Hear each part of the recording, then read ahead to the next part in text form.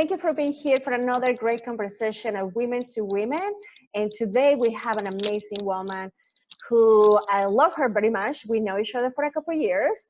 And she loves being outside in nature. She loves cuddling with her wife. She also loves to learn new things.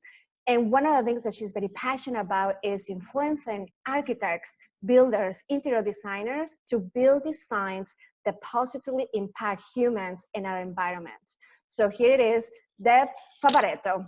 Deb, thank you so much for being here. Yeah, thank you, Brisa, for asking me. I love, one of the things that I love about you, and it's about the work that you're doing, that it really has a huge impact in the environment, and mostly now these days, that I think is something that we need to really implement everywhere.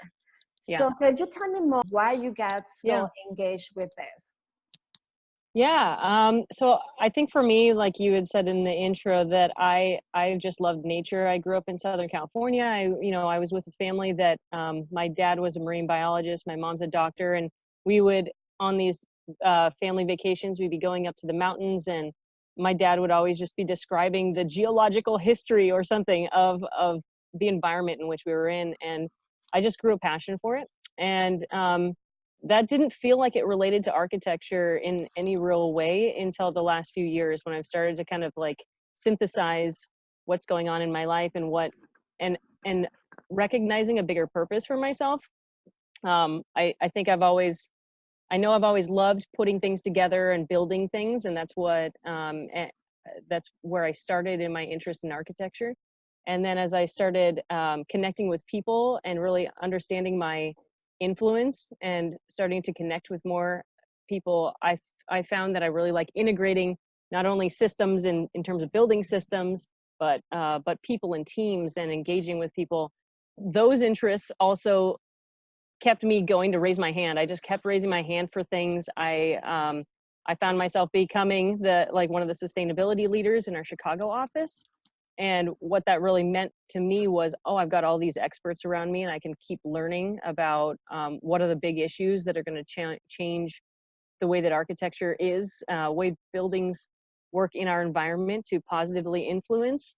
And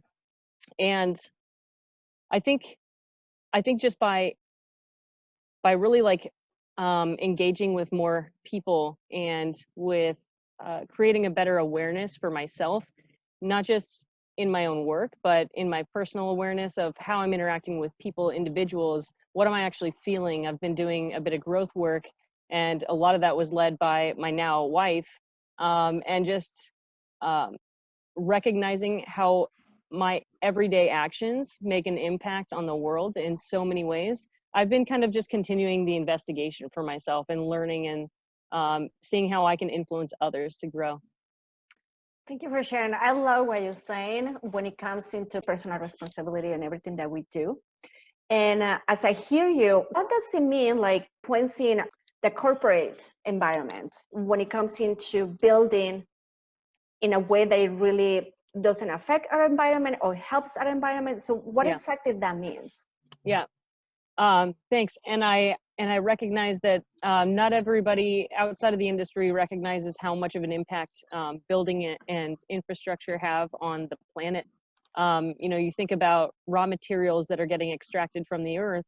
Those get shipped to a site where they're produced. Then those get shipped to another place where they're built, and then they're up and not even moved, right? They're in a building now for another, let's say, 40 years.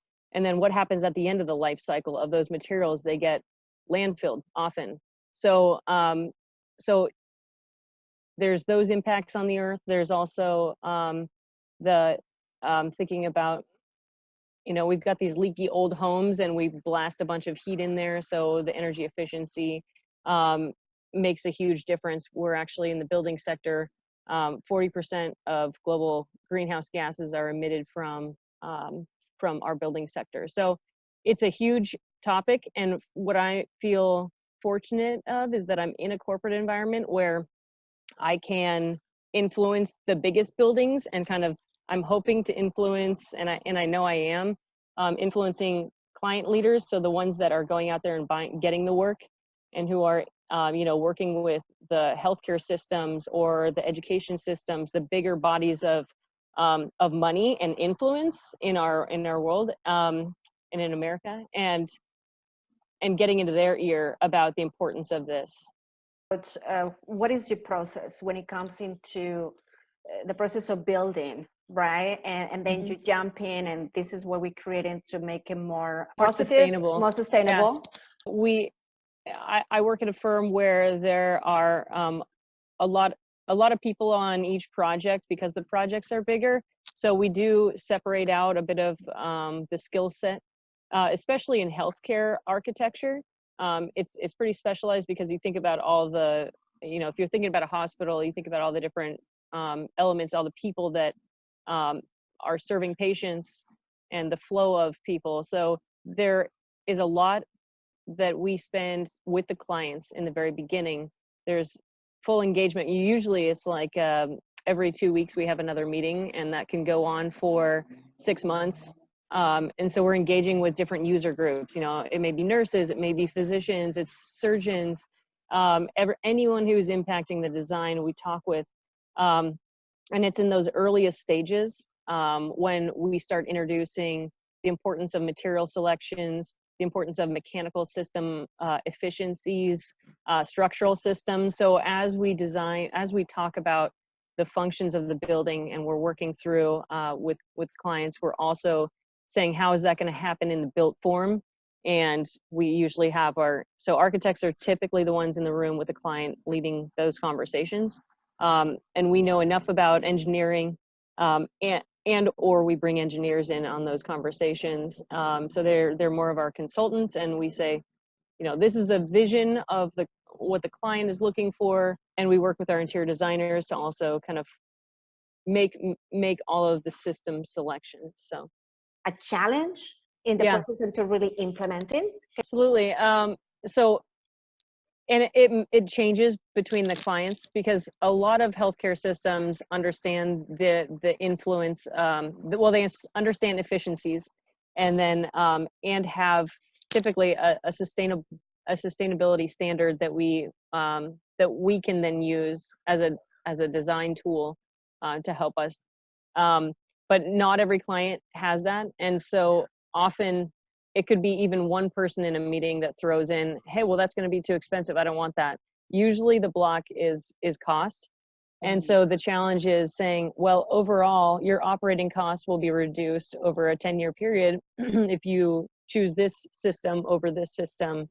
So it's really, what I love about this career is that it's so integrated with all these different fields. There's so many people need to come together and make decisions and bring their creativity for it to really become something that is bringing the most value to the world. I love that. I think you just talk about something that is so essential. It's a collective of different minds towards something, right? Towards a vision. Can you tell me what is those people? Is that architect, the designer? Who are they? So kind of have the whole picture about this collective. Yeah, sure. So at my company, it is architects and engineers. Now we have a construction wing too. And in a typical process, when we're designing, let's talk about a hospital, we have a client leader who really goes in and gets the work in the beginning. We have a design leader who usually, you know, we have 3 design leaders in our healthcare department, who then have a team of individuals who do the actual, you know, graphic work, and then they talk through and they iterate through, and they have the images up on the board, and so they make a lot of the decisions about the exterior of the building. And then we have the project architects and project managers. So there's usually one project manager, and they become really the client leader throughout, and they make sure that we're on budget and that we have the resources to do the design project. And then we have people like myself, or on big projects, I'm like the job captain and not the project architect, but the project architect is the one who then goes to all of those user meetings. They go they call all the meetings for collaborating with engineers, with other consultants, and then you have the design team under that kind of helps support all of those with Wow. by doing the 3D modeling and producing the drawings that then become bid on typically by a contractor, and then that is what gets built. So it is a team. That's a sustainable program that you've been implementing in your company. What was the challenge for you when you start bringing that to the Yeah, table? it's still a challenge. And I can't take credit for bringing it as you know the individual who brought it, but I am continuing to push the needle forward. And I think you know, people want to do well, they want to do good for the world, right? But the people that I need to be convincing is often the project team members, like the project architect and the project manager. And often budget comes in. We work so fast. There's so much that goes on in these projects that really a lot of the challenge is just how do we fit this in? How do we integrate it into the design dialogue with the client? And it often takes almost an earlier integration of those experts so that we're talking about making a decision for the mechanical system really early. And those meetings that are with the user groups are way more fluid than that. We're talking about spaces that are, we don't necessarily want to make decisions about the mechanical systems while we're still in the earliest, you know, phases of design. But so I think the challenge is still the stigma that sustainability costs more, energy efficiency costs more. But I would say that right now we're being really helped by energy code restrictions. There's a series, we're in California right now. We're getting the legislation out here and the regulations out here are way more strict than anywhere else in the country. And so California is kind of the model of where people in other big cities, especially like Chicago, are pushing towards. So we're putting bigger restrictions and restrictions in terms of, you know, again, like energy efficiencies out there for design teams to basically have to abide by, which I think is helping.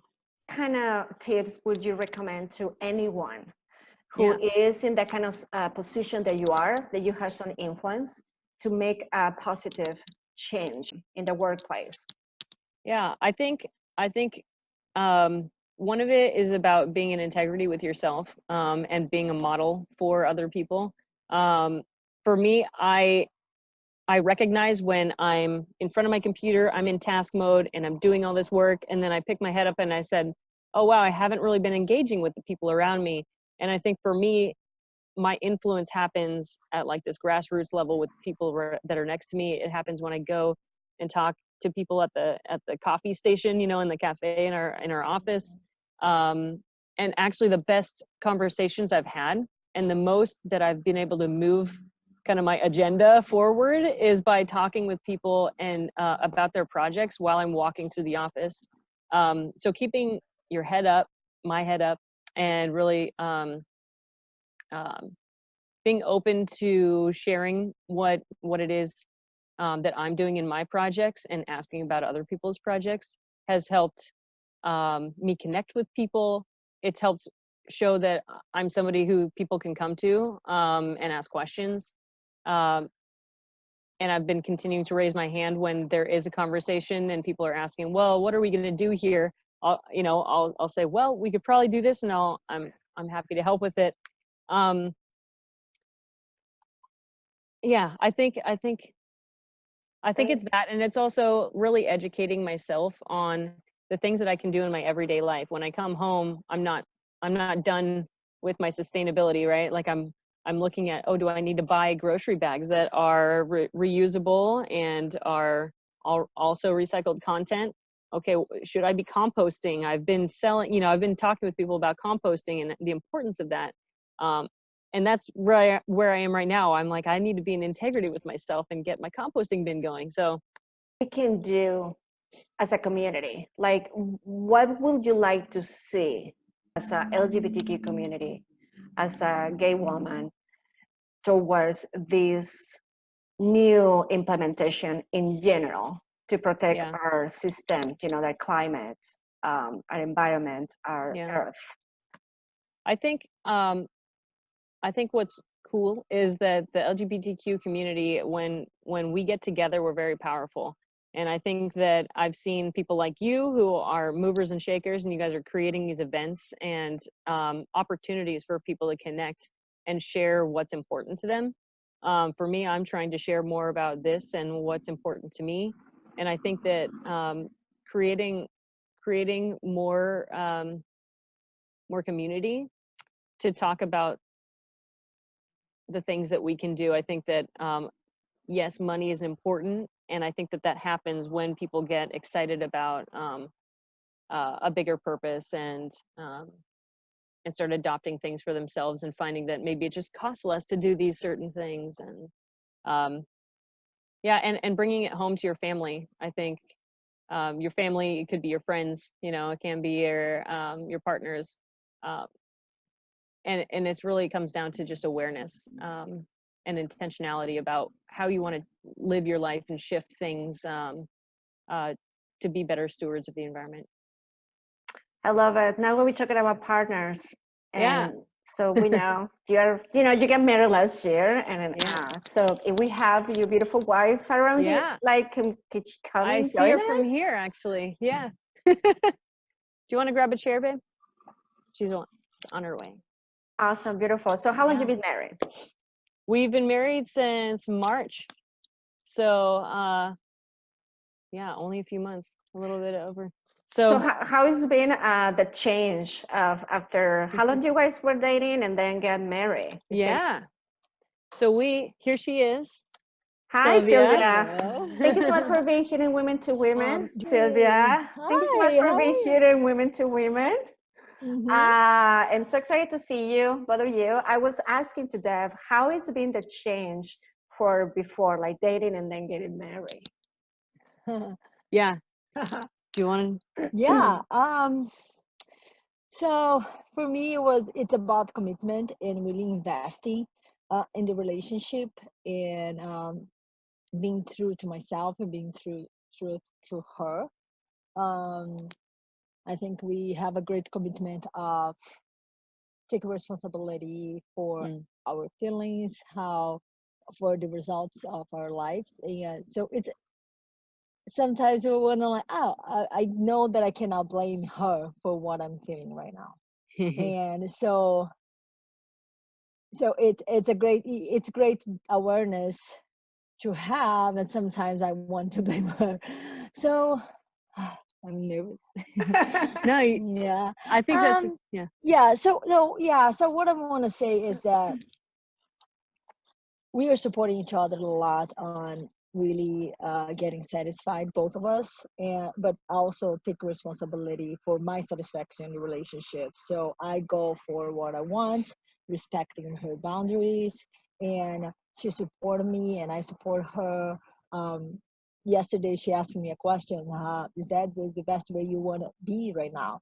So it's really bringing when you're, and that's those moments that we are not feeling well, is supporting each other to be our best selves, react in the best way, and leading with the hard situations with kindness to ourselves and to others. So I think that's the biggest gift that I have in this relationship. Yeah.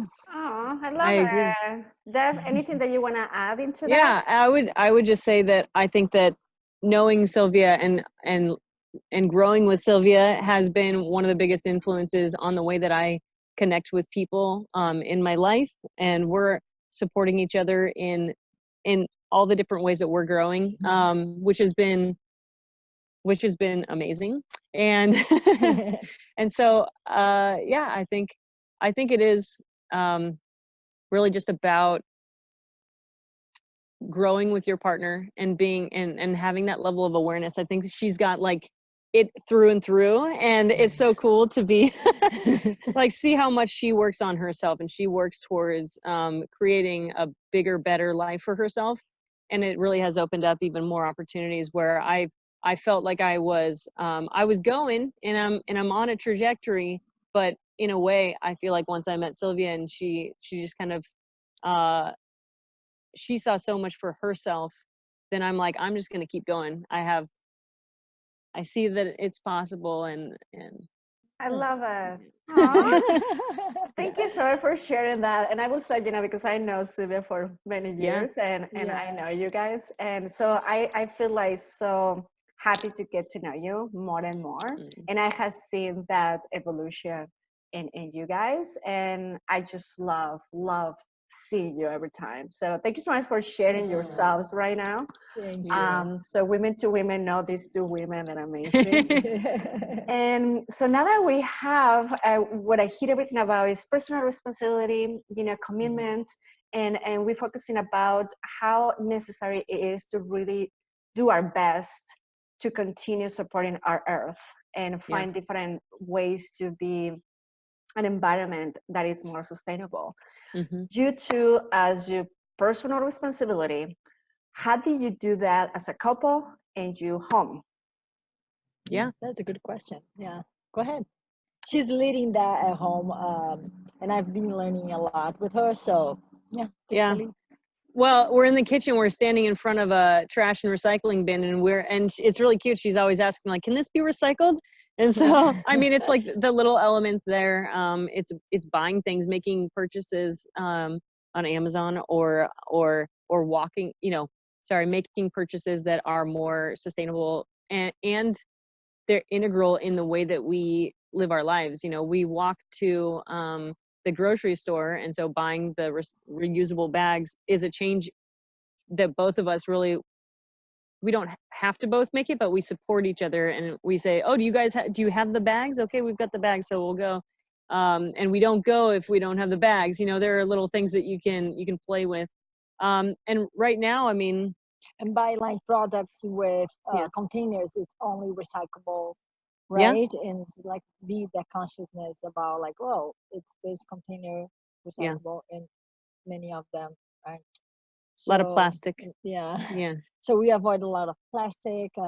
We even like when you have a water bottle, we want to fill up the water bottle at the store, at the coffee shop, like put the water inside of the bottle instead of giving me an extra plastic cup just for water. When we go out to eat, if we when we order something and we have too much and we want to take it to go, I want to get back to doing this more often, but asking, okay, what is the material that you're going to give me to take this home in?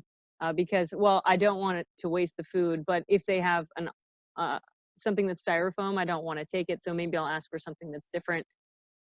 It's just, the small steps. I love it. This is so great. Yeah. So, Sylvia, this is for you. Okay. Because Deb, this is something that is part of you, has been, and what I hear you being influencing, right? So you've been making that change at your home, influencing Sylvia to get together towards that. For you as a new person, new to you, like taking care about the environment and be more mindful how we're using everything in general. Yeah. How was for you in the beginning? Well, actually, it's not hard. It's sometimes it's hard. Like we wanted to not eat so much meat. That part was a little hard, but when it's inspiring. Actually, it's inspiring to see like, wow, a little change that I can make in my life can make such a difference. So yes, why not? And then so really paying attention and then caring, and it's great. It's just informing. Information is the key. When you know what's going on, when you know that what you do have an impact, then it's easier to make that decision. Love it. So what I hear is it doesn't matter who you are, a little baby steps, it's gonna make a huge impact in the the planet that we're living right now. Yes. And I do appreciate you very much personally and everything the work that you're doing. And Deb, I think what you are doing with your company and all your team is something that is really so great. It's totally new. First time that I hear something about that, as I mentioned it a long time ago. So I'm so glad that you're sharing all this information So we can close in a way that our women who are seeing us, what is the takeaways? Like, what kind of things they can do right now? Even like three tips that they can do and influence in their workplace and in their home. Cool. Read the book Drawdown.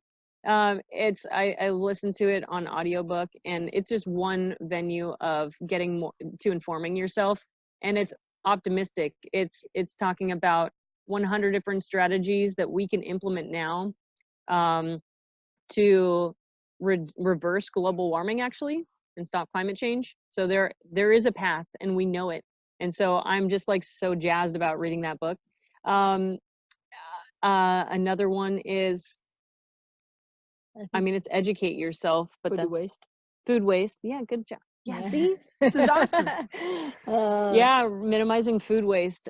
So buying less, buying what you need. Composting if you can, compost. What else? Eat less meat. Yeah, actually eating less meat is a thing for sustainability, which I was very reactive to and resistant to in the beginning. And I started educating myself and realized, oh, wow, cows produce more methane, which is worse for the environment than carbon dioxide. So why not use the sun that grows beans to eat the beans instead of eating the cow that eats the grass that is powered by the sun? It's more efficient, and we're doing more for the earth. So wow. Thank you. I think for those sharing. are three. Yeah. So what kind of support do you need? That's a good question. I would say that personal responsibility, it goes back to that. And the more people educate themselves and share their information with the world, share with their friends, with people on the bus, I don't know, anything. I think it's each of our responsibilities to learn and to grow and keep doing that. Yeah. And I don't know, would you be Yeah, available for questions? Absolutely. I think you've been educating me a lot, and I think that if you're available for anybody who wants to reach out and ask questions, that would be Deb. So deb.leighton, Leighton. It's my maiden name. You can find me on Instagram, and just connect with me. And I'm happy to share what I'm doing. Happy to connect with people and hear what they're doing. Yeah. Wonderful. Awesome. Thank you so much. It was so really awesome to have you and like how now Sylvia all together. So thank you so much for everything that you're doing, the gifts that you're sharing to everywhere you go.